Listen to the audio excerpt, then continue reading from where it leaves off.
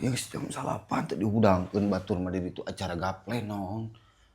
Pamajikan teh ampun gustinya. Ari si teteh ka mana nya can balik wae ti tadi ti Isa. Ayeuna kageus jam 8 can balik wae. Kamu teh dihudangkeun ah. Kak, ieu mah Ade. Ngangocuk si teteh namu teula. Si teteh ka mana?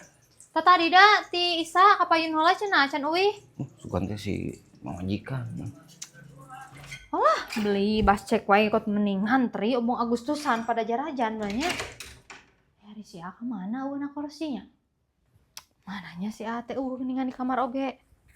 Kamu kerek jol ampun.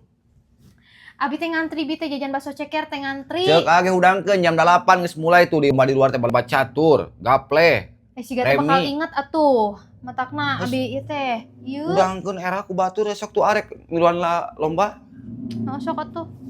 Ah, kota sakal katunuh ieu teh mendingan rek leson heula peureum ah. Tadi teh aya suara si teteh. Geus peureum geuningan si teteh ngaran ngagoler. Apal ieu na, mendingan aya ngagoler lah na kursi ya. Ah, cara rangkeul. Alhamdulillah menang lomba catur ieu. Juara kedua gaple, juara kahiji remi. Si Ade sareng kursi sarean kitu. Saya mugakeun pantun ieu teh. Kela, saya nu karata. Si maling da si teteh peureum. No, tinggal mandi enak ah. Sarare ieu.